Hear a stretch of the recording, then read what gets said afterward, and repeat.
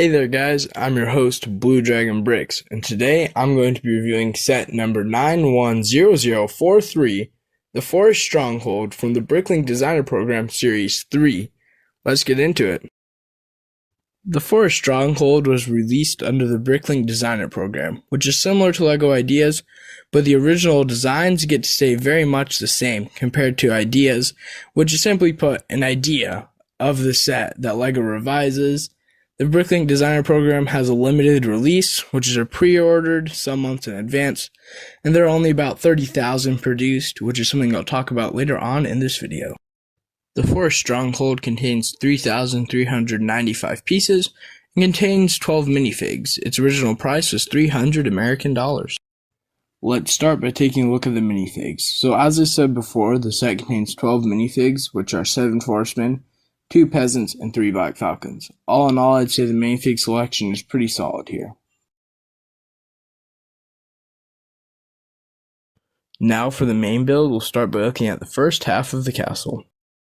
In the bottom layer, we'll find a dining table and some weapon racks. I really like the look of the tiled floor in this layer, which is only present in the bottom layers of both sides of the castle. Above this room, we find the storage room, and someone who is probably in charge of counting their supplies. Very well detailed and nothing to complain about here. And above that, there is an archer post and a spot for the smith to craft new weapons. The tower has a spider on its web and a skeleton who I'm going to assume is one of the guards who didn't survive when the forestmen raided the castle. And there is a ladder to get to the top of the tower. Now we'll move on to the second half of the castle. In the bottom layer of this half is my personal favorite room of the castle, the treasure room. The treasure room once again has the tiled floor that I really like, and uses some 1x1 gold plates and 1x2 gold ingots for the gold piles. I also really like the candles beneath the arches in this room. It seems to have an air of enchantment, and I'm all for it. Above this room, we have a bedroom of sorts. It seems oddly placed, but I guess the forestmen need somewhere to sleep. I would have liked to see a smaller bunk bed compared to this large one-person bed. It would have made more sense, but this bed still looks cool, so I can't really complain much here. The next floor up is a small room with a barrel and a rake, so I'm assuming this is just used as a storage room for the forestmen. Above that room, we have a turret and a rope to get up. And that's all the interior rooms, so now I'll talk about the exterior. So the set is designed to be similar to the Lion Knight's castle, and you can see this in how the arrow slits are made, and how it uses those rounded bricks atop the crenellations. Yet the set is still very much its own castle. And I really like how the designer, Taylor Anderson, uses the 1x1 modified plates on the turrets. It looks very nice, and in the end, it fits really well next to my Lion Knight's castle, without feeling like the exact same set. So hats off to the designer here. He did a great job on the set design. The set also has a really cool feature where the bridge can be removed, and you can display each section of the castle on its own. The set also feels like classic forestmen to me. The zip line, the black trees, the bridge, all very forestman-like, which, yeah, is the point. But I'm just glad it doesn't feel forced. Just looking at the castle alone, without the minifigs, you can tell it's meant to be for forestmen, and that's pretty cool. And speaking of the trees, they are really awesome looking, but they're also really finicky. And it's pretty much almost just guesswork on how to position the leaves and branches. And it took quite a while for me to get those trees to look how they're supposed to look on the box and in the instructions. Also, one thing to note is that the set doesn't come with paper instructions. Rather, it has a code for the digital instructions, which doesn't bother me too much.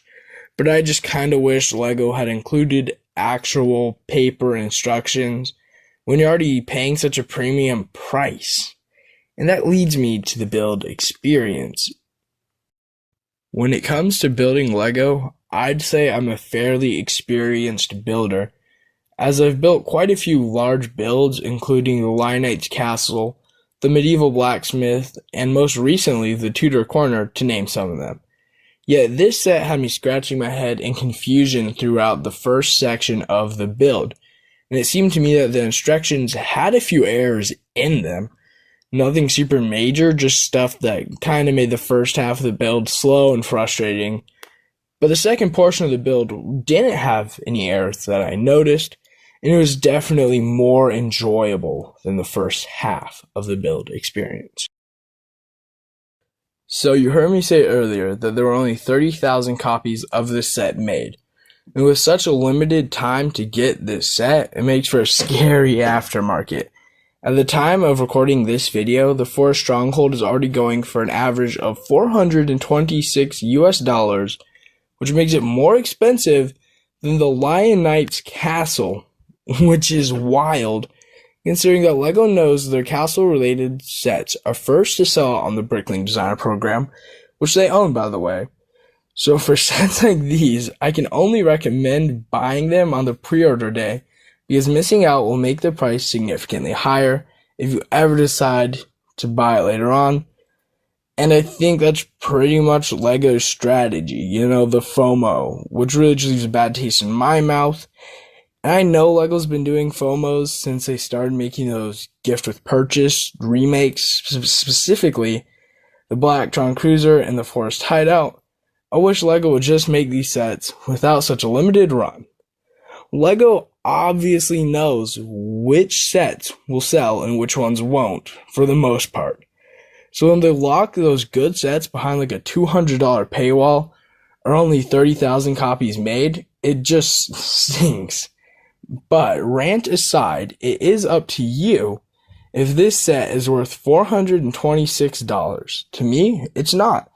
But that's no discredit to the set, rather discredit to how LEGO chooses to release these sets. Anyways, this set is overall really cool, and I'll be giving it 3.5 bricks. 1 brick for displayability, 1 brick for playability, 1 brick for part usage, half a brick for price, and sadly, no brick for build experience. As I said earlier, it wasn't anything special. By the way, this is the ranking system that I'll be using for sets from here on out, and I'll most likely go in depth on this system in a later video. Alright guys, what do you think? Did you get this set? Do you agree with my ranking? Comment your opinions down below in the comment section, and I will see you all in the next one. Goodbye.